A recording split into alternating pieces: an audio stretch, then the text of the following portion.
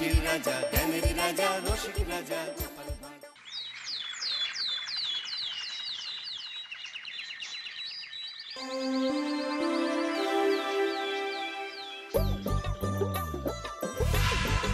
দূর দূর, হঠাৎ করে কেন যে এত চুল ঝরছে বুঝতেই পারছি না। কতদিন হয়ে গেল চুল ওঠা আর থামছেই না। না, এমন হতে থাকলে তো মাথায় টাক পড়ে যাবে। না না না, আজ রাজবৈদ্যের কাছে পরামর্শ নিতে হবে। কি ব্যাপার মহারাজ, আজ আপনাকে এমন চিন্তিত দেখাচ্ছে কেন? জীবনে বড় দুঃখ গোপাল, মন মেজাজ একদম ভালো নেই। সে কি কি হয়েছে মহারাজ? গোপাল থাকতে দুঃখ কিসের? আর বলো না, মাথার চুলগুলো আজকাল ঝড়ে পড়া পাতার মতো পটপট করে ঝরে যাচ্ছে। আমি তো জানি কেন এমন হচ্ছে, কিন্তু এখনই মুখ খুললে চলবে না। আর একটু বেশি বিপদ বাড়লে তখন মাঠে নামবো। তাই বলুন। এ তো খুব ছোট ব্যাপার। চুল ঝরলে টাক পড়বে, আর সেটা পড়া কত ভালো জানেন? কথায় আছে, যত বড় টাক তত বেশি টাকা। তুমি চুপ করো তো বাপু। যদি টাক থাকলেই টাকা হতো, তাহলে তোমার টাকা কোথায়? যেটা বোঝো না সেটা নিয়ে কথা বলো না। তাই না তাই, মহারাজের ঝরছে চুল, চিন্তার ভাঁজ মাথায়। গোপাল যতই চেষ্টা করুক, চিড়ে ভিজবে না কথায়। তোমরা সকলে থামো তো দেখি। ও রাজবৈদ্য, তুমি এর কিছু উপায় বলো। আগে মহারাজ, অনেক সময় দেহে ওই লৌহের পরিমাণ কমে গেলে এমন চুল ঝরে। আপনি বরং পালং শাক, ওই কিশমিশ, কলা ও আরো কিছু ফল আমি বলে দিচ্ছি, সেগুলো বেশি করে খান। আচ্ছা আচ্ছা আচ্ছা, তবে তাই করে দেখি।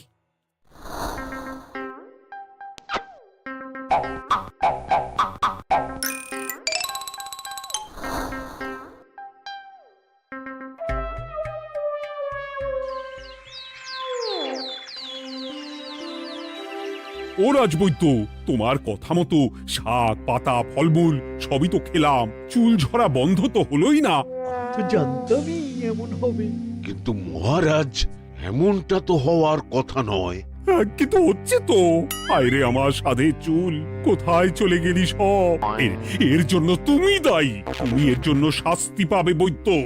আমাকে আমাকে ক্ষমা করে দিন মহারাজ, এমনটা হবে এ তো আমি ভাবতেই পারিনি। কিছু মনে করবেন না মহারাজ, ছোট মুখে বড় কথা বলছি।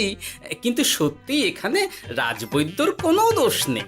ওকে শাস্তি দেওয়াটা ঠিক হবে না মহারাজ। দেখেছেন মহারাজ, গোপালের সাহসটা দেখেছেন? আপনার মুখের উপর কথা বলছে।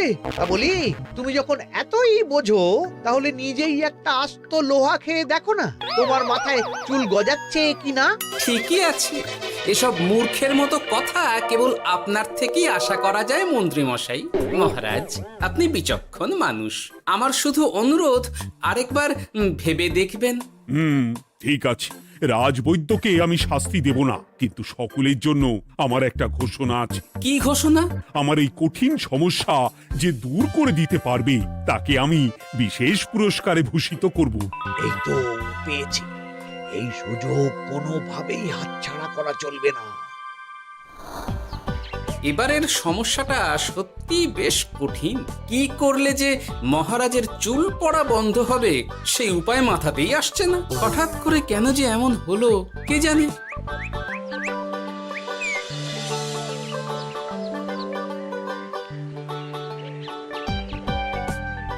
ও মা, তুমি এসে গেছো?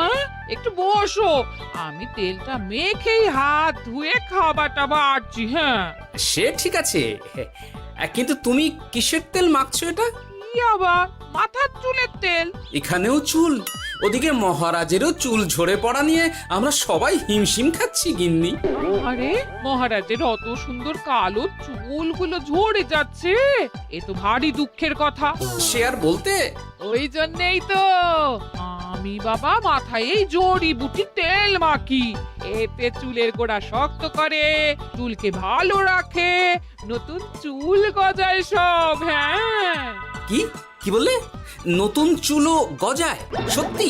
হ্যাঁ। বাহ, তাহলে আর চিন্তা কি? আমাকে এই তেলটা একটু দিতে পারবে গিন্নি? মহারাজকে দিয়ে আসি। উনি বলেছেন যে ওনার সমস্যা দূর করতে পারবে তাকে উনি পুরস্কার দেবেন। ওমা, এই তাই নাকি? এ তো দারুণ ব্যাপার গো। নাও নাও নাও, তেলখানা নিয়ে মহারাজকে কাল দিয়ে এসো তাহলে। আর জানিয়ে দিও, দিনে 2 বার কিন্তু তেল মাখতেই হবে। হ্যাঁ, আচ্ছা ঠিক আছে।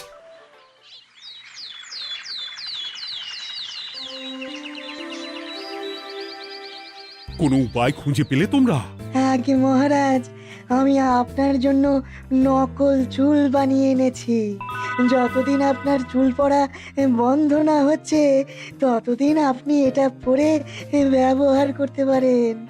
সে তো বুঝলাম, কিন্তু নকল চুল তো আর আসল চুলে জায়গা নিতে পারবে না বিজ্ঞানী। আসল চুলের কথা ভেবে আমি আপনার জন্য কেশুত্তে পাতা এনেছি মহারাজ। আচ্ছা বেশ। তা গোপাল, খুব তো আগের দিন বকবক করছিলে, তুমি কি এনেছো শুনি? সেটা যথাসময়ে দেখতে পেয়ে যাবেন মন্ত্রী মশাই। এটা জড়িবুটি তেল মহারাজ। আমি এটা আপনার জন্য এনেছি। এতে নতুন চুল গজায় আর চুলের স্বাস্থ্যও ভালো হয়। আমার গিন্নিও ব্যবহার করে এটি, তবে দিনে 2 বার করে মাখতে হবে, তাহলেই ভালো ফল পাবেন মহারাজ। বাবা, তাহলে তুমি কেন মাখো না? আচ্ছা, আপনার সমস্যাটা ঠিক কোথায় বলুন তো মন্ত্রী মশাই? মহারাজের জন্য কিছু আনলেও কথা শোনান, না আনলেও কথা শোনান। সত্যি তো মন্ত্রী, কেন তুমি সব সময় গোপালের পিছনে পড়ে থাকো বলো তো? এরা তো তাও সবাই কিছু না কিছু আমার কথা চিন্তা করে এনেছে, তুমি তো সেটাও করনি। না, আসলে মহারাজ, আমিও ভাবছিলাম আপনার কথা, কিন্তু থাক, বুঝেছি। আহ, দারুণ। তেলের গন্ধটাও খুব সুন্দর। গোপাল, তোমায় অনেক ধন্যবাদ।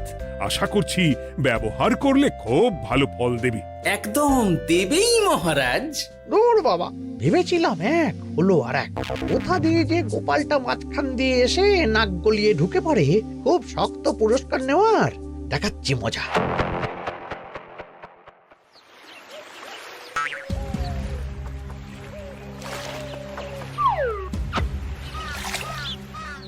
এবারে গোপালের তেল দিয়েই সব কিছু তোলপাড় করব।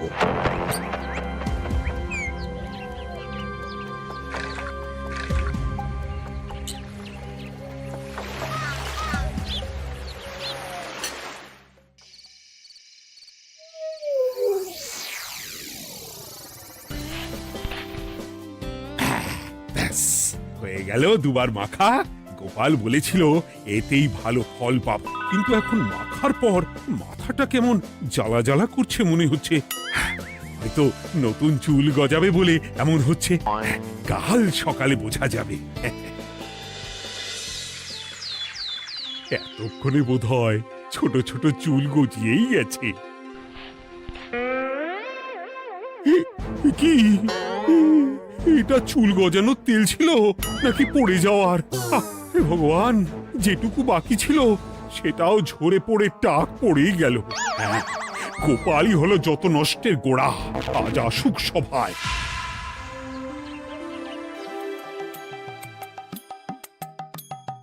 এই যে এখন এলেন উনি।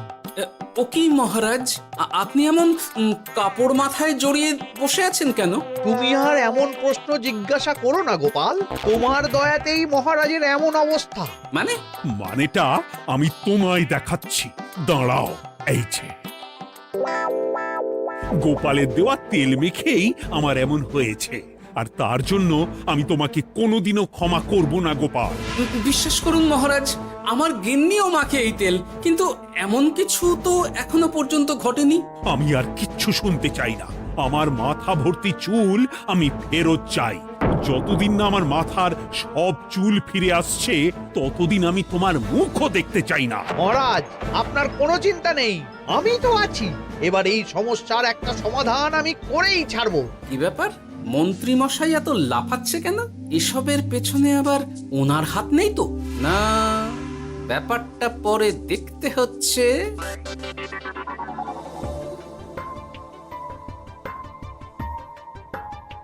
আমি বলি কি মহারাজ, এই সময়টা বরং আপনি নকল চুলটা মানে পর চুলা ব্যবহার করুন। হ্যাঁ, অগত্যা কিছু তো একটা গন্ডগোল আছেই। গিন্নিও তো রোজ মাথায় তেল মাখে, কই এমন তো হয় না। মন্ত্রী যদি কিছু করেও থাকে তাহলেও হাতে নাতে ধরবো কিভাবে? ও কি গো গোপাল দাদু, এখন এই সময় তুমি রাজসভা ছেড়ে এখানে? তোদের দাদু আর রাজসভায় যাবে না রে? কি বলছো গো? কেন? আর কেন, বিনা দোষে এমন শাস্তি। তোমায় শাস্তি দিয়েছে? তুমি শুধু বলো কে তোমার সাথে কি করেছে, বাকিটা আমরা বুঝে নিচ্ছি। আচ্ছা বলছি, কৃষ্ণনগরের মন্ত্রী মশাইয়ের বাড়িটা কোন দিকে একটু বলতে পারবেন? কৃষ্ণনগরে নতুন নাকি? আগে তো আপনাকে কখনো দেখেছি বলে মনে পড়ছে না। হ্যাঁ, আমি এখানে থাকি না, আমি এখানে আমার কাজে এসেছি, তাই মন্ত্রী মশাইয়ের বাড়ির ঠিকানাটা যদি একটু বলে দেন। নিশ্চয়ই, এ পথ দিয়ে সোজা চলে যান, তারপর কিছুটা ডান দিকে গেলেই পেয়ে যাবেন। আচ্ছা, অনেক ধন্যবাদ। ভিন গাঁয়ের লোক মন্ত্রী মশাইয়ের বাড়িতে, ব্যাপারটা বেশ সন্দেহজনক লাগছে। এই এই গুলটে ন্যাপলা, তোরা তোরা দুজন একটু আড়াল থেকে দেখতো লোকটা মন্ত্রী মশাইয়ের বাড়িতে ঠিক কি জন্য এসেছে, তারপর আমায় খবর দিস। ঠিক আছে গোপাল দাদু। তোমার আবার এখানে আসার কি দরকার ছিল? আমি তো বলেছি যে আমি ঠিক গিয়ে তোমার পাওনা গন্ডা মিটিয়ে দেবো। মিটিয়ে দেবে? কতদিন হয়ে গেছে জানেন? দেখো, হয় আমার কীটনাশক আর সার সব ফিরিয়ে দিন, নয়তো আমার জিনিসের দাম মিটিয়ে দিন। কীটনাশক, সার আর কি করে ফেরত দেবো বলো? ও তো সব পুকুরের জলে মিশে গেছে। ওসব আমি জানি না, আমার পাওনা গন্ডা মিটিয়ে দিন, ব্যাস। চল চল, এখনই তাহলে গোপাল দাদুকে গিয়ে সব জানাই। চল চল। দাদু, ও গোপাল দাদু, তোরা এসে গেছিস? আয় আয় আয় আয় আয়। মন্ত্রী মশাইয়ের মুখ থেকে অনেক খবর পেলাম। তাই নাকি? কি শুনি? মন্ত্রী মশাই ওই লোকটার কাছ থেকে অনেক কীটনাশক সার নিয়েছে, কিন্তু এখনো জিনিসের দাম মেটায়নি। হ্যাঁ, ওই জন্যই তো মন্ত্রী মশাইয়ের উপর লোকটা খুব রেগেছিল, হুমকিও দিয়েছে এক সপ্তাহের মধ্যে জিনিসের দাম সব মিটিয়ে দিতে হবে। তাই নাকি? কিন্তু কীটনাশক সার নিয়ে মন্ত্রী মশাই কি করবে? সেটা তো বলতে পারবো না দাদু, তবে হ্যাঁ, মন্ত্রী মশাই ওই লোকটাকে বলছিল যে ওই সব কীটনাশক সার পুকুরের জলে মিশে গেছে। কি বললি? পুকুরের জলে? আচ্ছা, এবার দুয়ে দুয়ে চার করা গেল। অনেক ধন্যবাদ রে তোদের। বল বল, তোরা কি খাবি? কিচ্ছু লাগবে না গোপাল দাদু, তবে ভোলা বয়ের আর মিষ্টি খাওয়ালে। আচ্ছা আচ্ছা। কি করে যে মহারাজকে আসল ব্যাপারটা বোঝাই, কিছু তো একটা উপায় বের করতেই হবে। তা বলি বাবা, রাজসভায় যেতে হবে না বলে কি সারাদিন এইভাবেই শয়নে শয়নে দিন কাটাবেন বাবা? হ্যাঁ, উপায় পেয়ে গেছি। বুঝলে গিন্নি, আমাকে একটা জায়গায় যেতে হবে, বুঝলে? তারপর ওখানে যদি কাজ হয় তাহলে আগামীকাল রাজসভায় আমি যাব। কিন্তু তুমি যে বলেছিলে তোমার এখন ছুটি। হ্যাঁ, কি আর করি বলো, গুরুত্বপূর্ণ একটা কাজ, তাই যেতেই হবে। আচ্ছা যাও। ওই গো বিজ্ঞানী, আরে গোপাল যে, বলো। এই যে বিজ্ঞানী, একটা বিশেষ দরকারে তোমার কাছে এলাম, বুঝলে? হ্যাঁ, বলোই না। আচ্ছা, এই দূষিত জলকে কিভাবে আবার পরিশুদ্ধ করে বলতে পারবে? কেন পারবো না? জলের মধ্যে একটু চুন আর ফটকিরি দিয়ে দিলেই জল আবার দূষণমুক্ত হয়ে যাবে। তবে ওগুলো দেওয়ার পর কিছুদিন সেই জলকে ব্যবহার করা বন্ধ রাখতে হয়। হ্যাঁ। আচ্ছা আচ্ছা, অনেক ধন্যবাদ, আসি তাহলে। হ্যাঁ,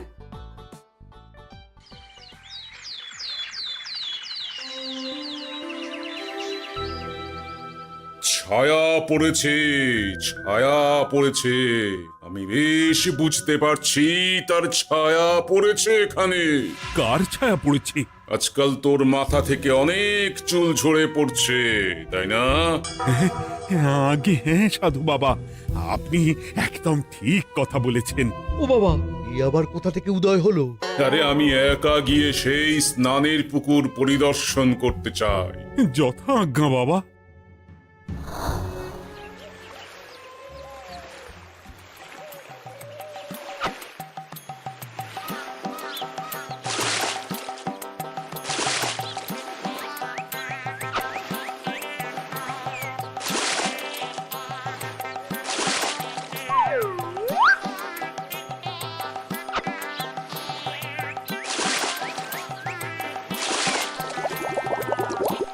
যাক বাবা, মোটামুটি সপ্তাহখানেক এভাবে থাকলেই পুকুরের জল আবার আগের মতো পরিষ্কার হয়ে যাবে।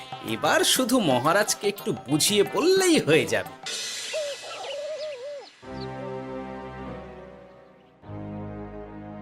কি বুঝলেন সাধু বাবা? আমার অনুমানটাই ঠিক ছিল। পুকুরের জলে কালো ছায়া পড়েছে, কুদৃষ্টি পড়েছে, তাই এমন হচ্ছে। সে কি? কি কালো ছায়া? যত সব বাজে কথা। জল দূষণ করলাম আমি, আর দোষ পড়ছে কালো ছায়ার উপর। তাহলে এখন কি হবে? চিন্তার কোনো কারণ নেই। আমি মন্ত্রপুত ভস্য ছড়িয়ে দিয়েছি। 1 সপ্তাহ ওই পুকুরের জল স্পর্শ তো দূর, পুকুরের কাছেও যাওয়া নিষেধ। তাহলে আমার মোহরের কি হবে? যথা আজ্ঞা সাধু বাবা। ও কি, তাহলে মহারাজ এতদিন স্নান করবেন কোথায়? সে কথা কাউকে চিন্তা করতে হবে না। মহারাজের ওপরে কালো ছায়া পড়া জল পড়েছে, তাই আগে সেটা শোধন করতে হবে। আমাকে তাহলে কি করতে হবে সাধু বাবা? আমার শিষ্য গোপাল আমাকে আগেই এই বিষয় জানিয়েছিল। আমি তার হাত দিয়েই তোর স্নানের জল পাঠিয়ে দেব। তাই আগামী 1 সপ্তাহ সেই জল দিয়েই তোকে স্নান করতে হবে। কি গোপাল? দেখছো তো মন্ত্রী, গোপাল আমাকে কত ভালোবাসে। আমি ওকে কত কথা শোনালাম, কিন্তু না না না না, কাল থেকেই আমি আবার গোপালকে রাজসভায় ডেকে আনবো। আমি আসছি, আমার কাজ হয়ে গেছে। আর হ্যাঁ, তোর স্নানের পুকুরের চারিদিকে প্রহরীর বন্দোবস্ত কর। কাক পক্ষীও যেন ওখানে প্রবেশ করতে না পারে। আচ্ছা বাবা, আচ্ছা।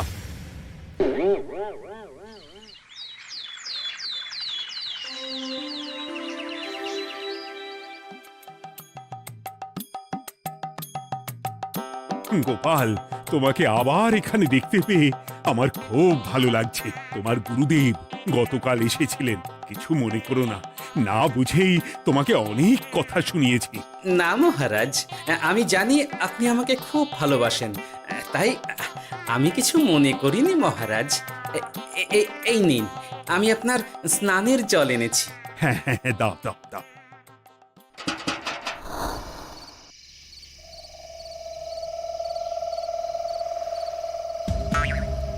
ও বাবা, পুকুরের কাছে যে গিয়ে দেখবো সে উপায় নেই। চারপাশে প্রহরীতে ভর্তি, তাহলে কি সত্যি সত্যি কালো ছায়া পড়েছে? ভালোই হলো, পাওনাদারকে বলে দেবো কীটনাশকটা জালি ছিল। হি হি।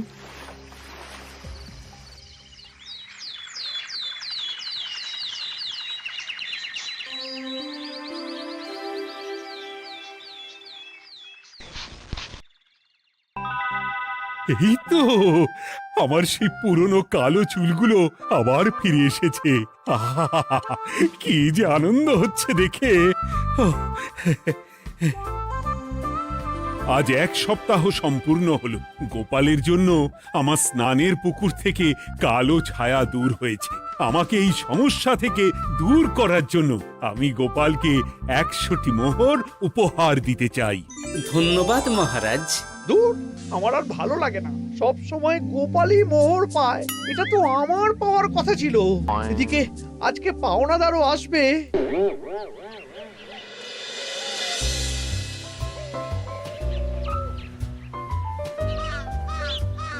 গোপাল দাদু, ওই লোকটা এসে গেছে।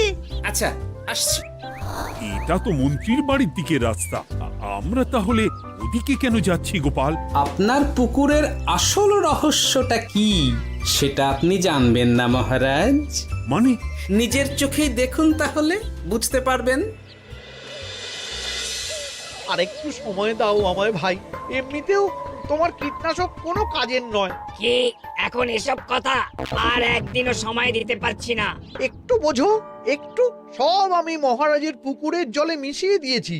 মন্ত্রী, তুমি তাহলে সেই কালো ছায়া? মহারাজ, আপনার পর্দা ফাঁস হয়ে গেছে মন্ত্রী মশাই। তুমি তাহলে সবটা জানতে? একদম প্রথম থেকে। রে, খুব জোর ফেঁসেছি। এদিকে পাওনাদার, ওদিকে মহারাজ, এইখান থেকে কেটে পড়তে হবে। গন্ডগোল করে আবার পালানো হচ্ছে তবে রে। বলো, কেন করেছিলে? মহারাজ, আমি ভেবেছিলাম আপনার সব চুল উঠে গেলে আমি আপনার কাছ থেকে চুল গজানোর ওষুধ দেওয়ার নামে অনেক টাকা লুটবো। কিন্তু সেই ভাবনা ভাবনাই থেকে গেল, সেগুড়ে যে বালি হয়ে গেল। ভাবা যায় চুলের জন্য চুলো চুলি, হ্যাঁ?